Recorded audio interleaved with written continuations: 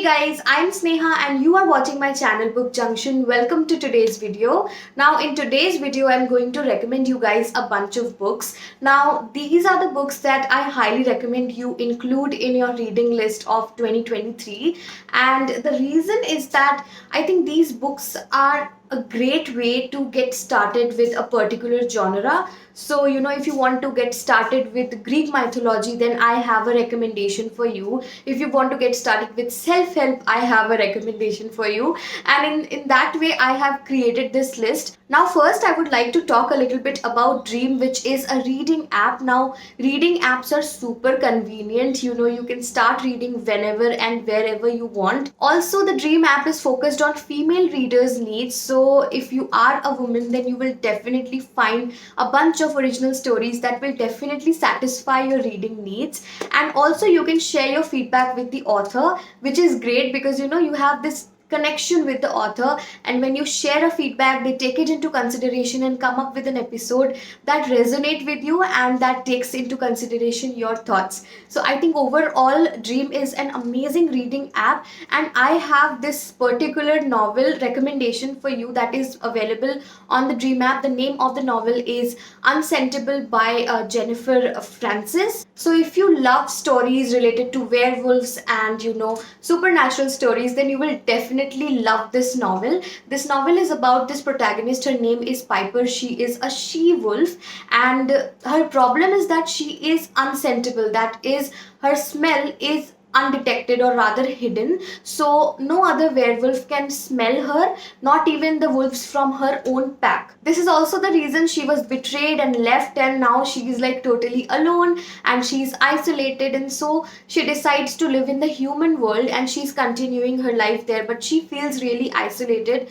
The story is great from the point of view that the character is very strong minded and high headed and knows how to lead her life even though when she's going through this phase of loneliness. I love how she comes out of it, and this story is full of twists and turns which makes it even more interesting. The writing is also very beginner friendly, and it's also very, I will say that it will hook you from the very beginning. The story is very interesting actually, especially from the first chapter itself. It just hooks you. It's quite addictive. I highly recommend it. If you want to download the Dream app, the link will be given in the description box and also in the comments.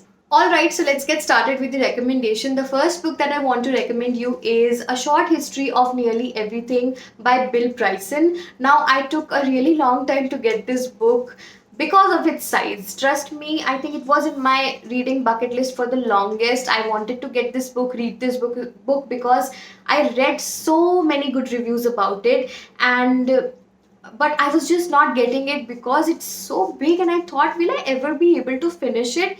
And honestly, I haven't finished this book yet. I think I have completed around 70% of this book, and I'm already in love. Now, the thing about this book is that if you are a curious person, if you want to know about things, if you want to know how a thing was invented, what was the story of the scientist, there are so many scientists who did not get their credit, but they did the work. As the name suggests, a short history of nearly everything. So whatever it is that bothers you, like the age of earth and everything about universe, how a certain equipment was invented, how a certain chemical was invented, how a certain color came into existence, you will find everything in this book. So if you are a curious soul, if you want to know more about your world, the world where you live, and I think then definitely this book is something you should add in your list. I think the writing style of Bill Bryson is something that makes this book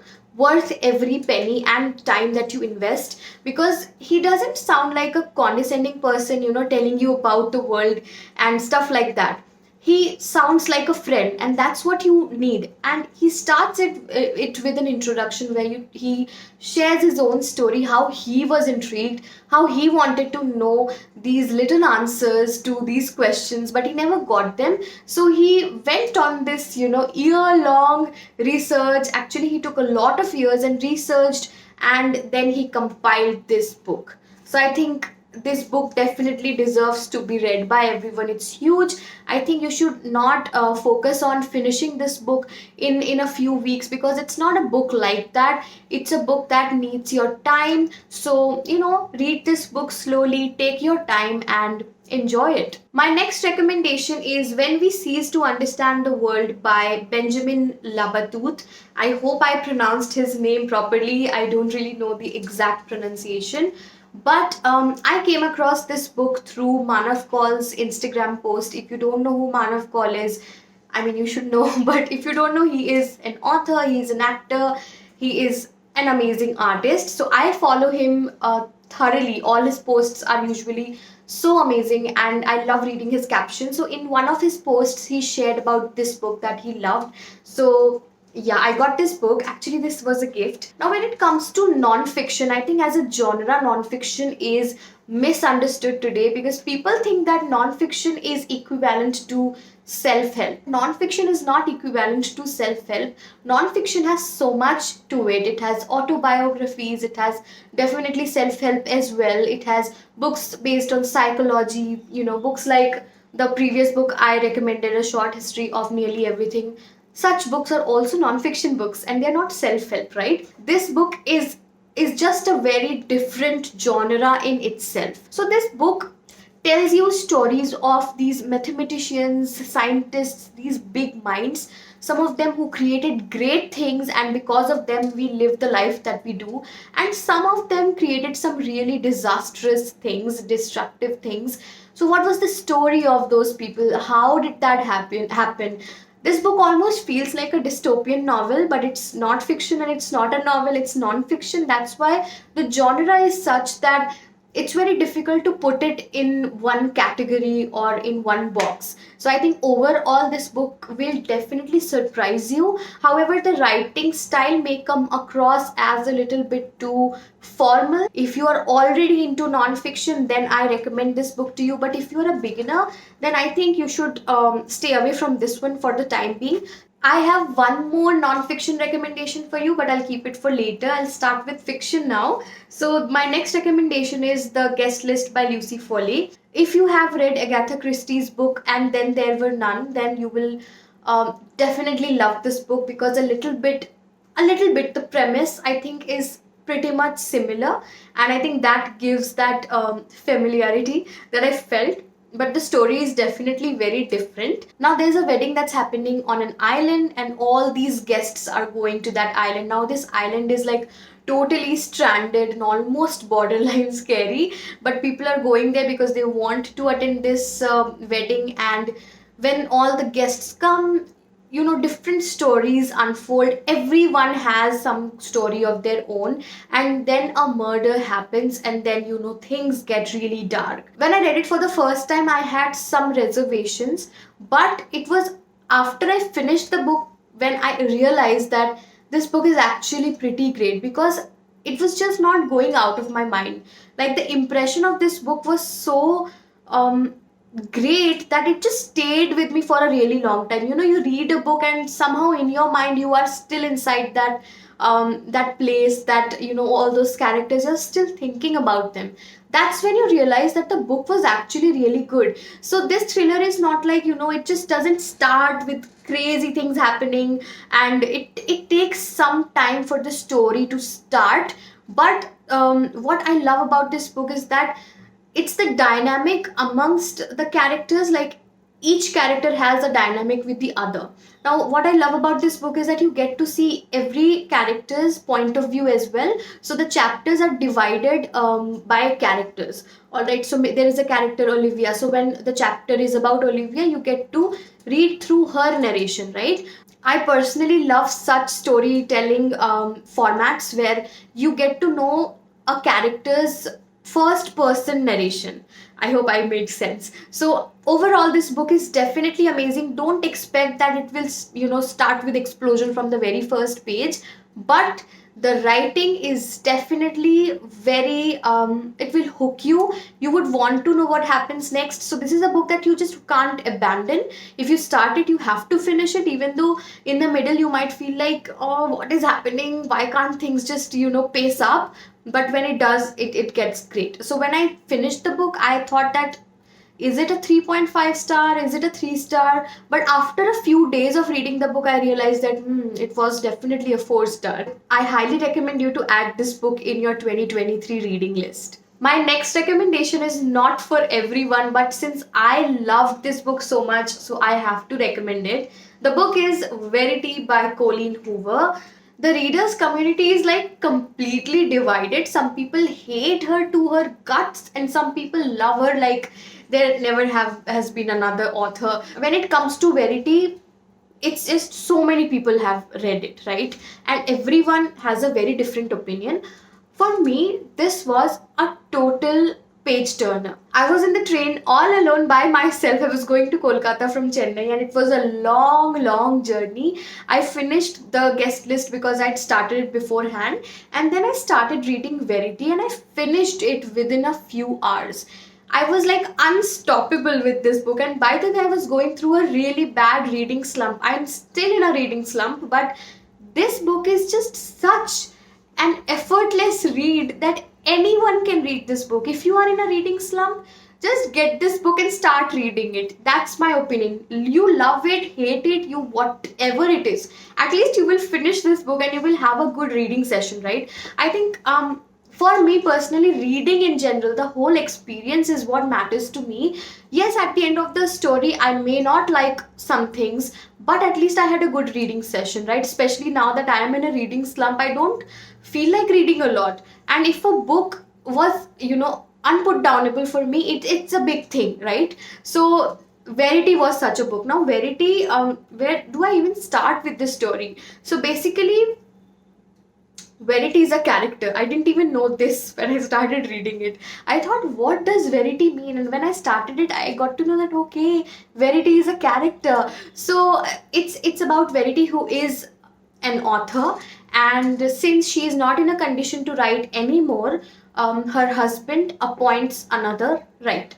All right, and that writer will continue the series that Verity was working on, and then a lot of things happen. I don't want to disclose too much, because if I say anything anymore, there will be spoilers. I don't want to spoil anything for you. So yeah, that's the story, but it's definitely full of twists and turns. The writing is such that you will feel like you are inside the story, like you can see everything through your eyes, because when I was reading it, even right now when I'm talking about it, I can still see everything that I imagined in my head. So it was definitely a very gripping novel. The characters, they were crazy. Some things in this book was so weird. I still cannot quite absorb, or rather digest, what I read in this book. It was definitely too crazy, and I had a total rant session after reading this book. Yeah, definitely add this to your reading list. If I read any more Koho books this year, I will definitely let you guys know. My next recommendation is A Little Life by Hanya Yanagihara. I have talked about this book several times, but I think it's still not enough. Now when it comes to this book, again, people have very divided opinion. A lot of people love this book. I love this book, obviously, and then there are some people who find this book problematic. They think that this book is it's flawed and stuff like that. I have read a lot of posts about such things related to this book. I don't agree with any of them. I think this book is a freaking masterpiece, and yeah, I feel like this definitely deserves a read. Maybe not by everyone. Now when it comes to this book, I will definitely give you a trigger warning that of course you have to be an adult to read this book. Like, definitely, I think you have to be emotionally at a very stable place to read this book, because it is very triggering. It has it deals with topics and things that are disturbing. I think disturbing is the word that I will associate with this book. A Little Life is a very disturbing book, and if you are at a place where anything disturbing will cause you, chaos, then stay away from this book. However, if you are ready to read something that will totally destroy you, this is the book for you. Now, this book, in essence, is basically about four characters. They're four friends, and you will get to see their life through this book. So when the book starts, when they are in college together, and when you're in college, you are very close with your friends, right? All of your friends, even when you don't like any of them, you're still close to them. But with time, with life, everyone get their jobs, everyone is living their lives, they have their struggles. You may not be in regular contact with everyone, so you definitely, there is this distance, but you're still connected. So over the years, you will get to see and experience these four characters life. But this book definitely focuses on one character, especially Jude's character's storyline. So it's mainly focused on that, and the other characters are there as a supporting element, I feel. In my opinion, that's how I experienced it. That definitely not the hero, but rather the protagonist of this book was Jude, and his friends were there. Of course, they had their own stories and struggles and stuff, but it's Jude's story for me, and I loved Jude's character. I'm not saying that his character was perfect. His character, I don't want to romanticize Jude's character because he went through so much. A lot of people say that this book is like what's that word that they use? I think it's sadness porn. A lot of people associate this book with that. They think that this book romanticizes sadness, sorrow, pain, but I don't think it does that. It just shows you what happens, and I think it's up to you how you treat the characters, how you treat their stories, and how you accept them. It's up to you. It's really not about the author, right? And the writing style, I don't even know where to begin. The writing style is exquisite. It's not complicated, it's not anything crazy, but it will take your breath away. It's so beautiful. You can see the size of this book. It did not take me even 5 days to finish this book. I think I finished it in 2 days. That's how good this book is. And I think you just have to get past the first 100 pages, and then you just can't put it down. It's an unput downable book, and it definitely talks about topics like abuse, self harm, and so many more things, sexual assault. So if these things are very triggering for you, stay away from this book. But if you are okay with reading such topics, go ahead with it. It's a masterpiece. I keep going back to this book, and there are so many pages that I still go back and read because they are just so heartwarming. If there is sadness in this book, there is also kindness in this book. There are some characters who you will feel like just, I don't even know, like just hugging. I wish I could hug some of these characters, and especially Jude. So overall, I had a blast reading this book, and of course, it was not fun to read this book. It was like a totally crazy experience, emotionally very draining, but I will still say that it is one of those books that I wish I could go back and experience reading it for the first time again. I wish I could do that, but you can if you haven't read it yet. So if you want to include one book that will blow your mind, add this book to your list. My next recommendation is Cersei by Madeline Miller. Now, if you want to get started with books on Greek mythology or mythology in general, you should definitely get started with this book. Also, this book is absolutely gorgeous. The cover is beautiful, even like the hardbound inside. Oh my goodness. Just look at it. It's gorgeous. It's beautiful. But it's not just beautiful, it's an amazing read as well. I was not really into Greek mythology much, and that's why it took me so much time to get to this book.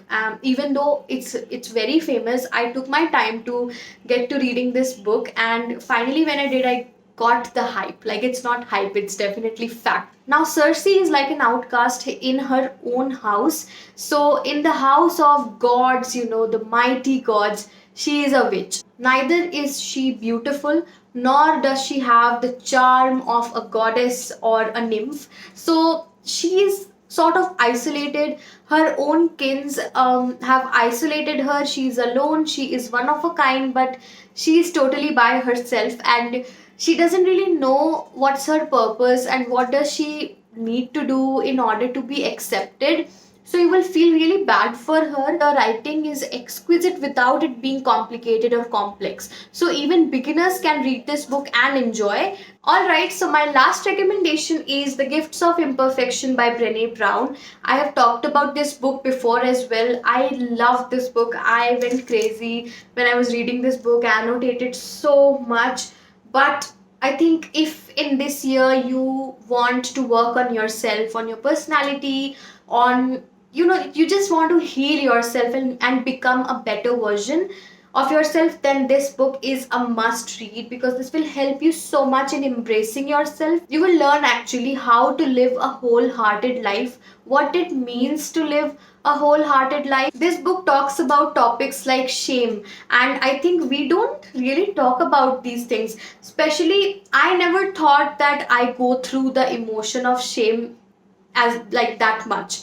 It never bothered me. I never even thought about it. But when she wrote how it feels to be shameful, what like how it feels, and the physical aspect of it, and emotional aspect, when I read that I was like, yes, I feel that sometimes.